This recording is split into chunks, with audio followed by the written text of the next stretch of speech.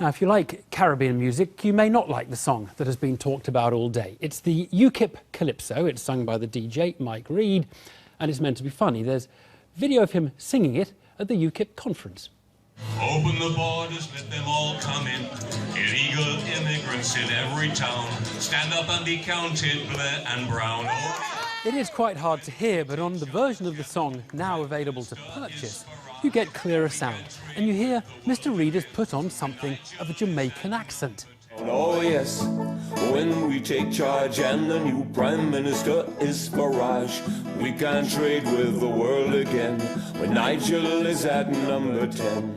The British people have been let down, that's why UKIP is making ground. From Crewe to Cleethorpes, Hull to Hendon, they don't believe Cameron's referendum. Coalition...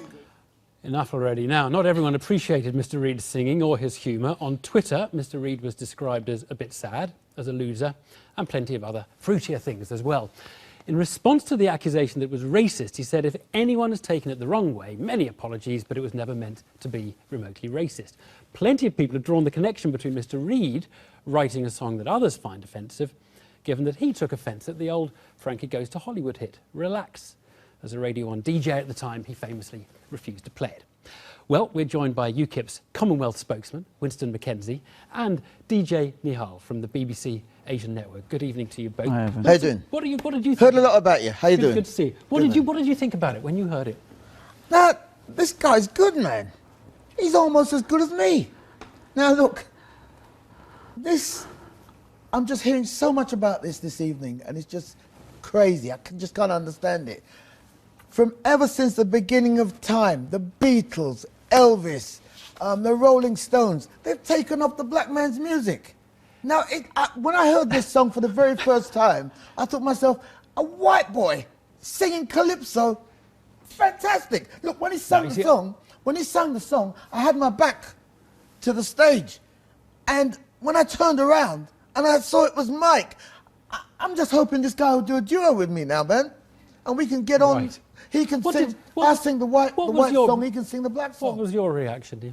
My initial reaction, Evan, was it made my ears vomit. It was the naffest thing I've ever heard. Now, to the best of my, there's a very big difference between naff and offensive.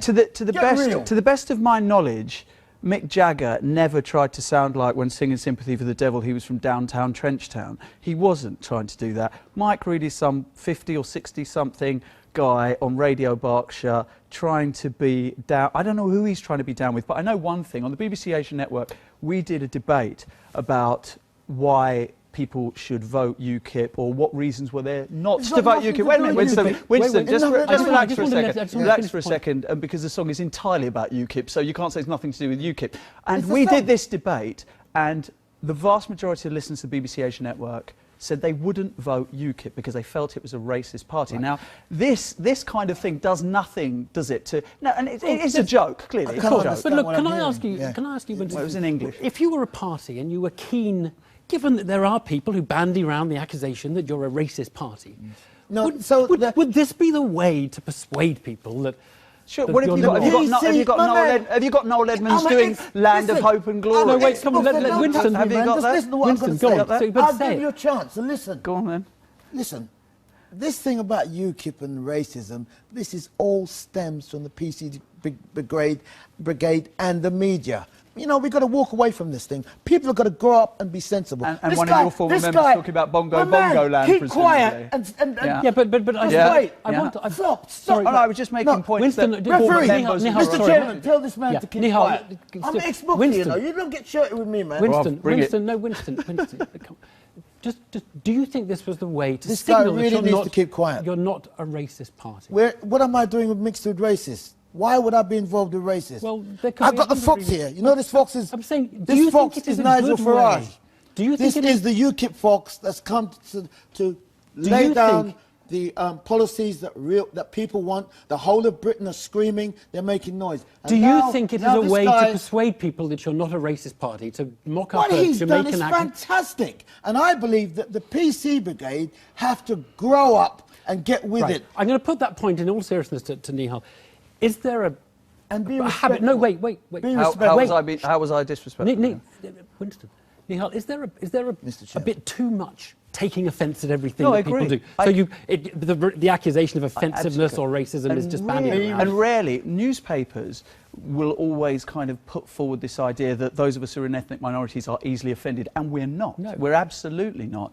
I think that if you look at some of the lyrics, for instance, our leaders committed a cardinal sin, open the borders and let them all in. Let them all in. Now, wait a minute. Our parents saw that kind of graffiti. Racial hatred. No, you're creating racial hatred. But what do you think when you hear the language? And the guy's made a song. The guy's made a song, and it's a fantastic song, and he's trying to do whatever he's doing. I don't know if he's trying to promote the party. I haven't got a clue. But what I know he is doing is trying to sing calypso. Good luck to him. But is he mimicking? I'm going to see this guy. Accent? I'm going to see this guy.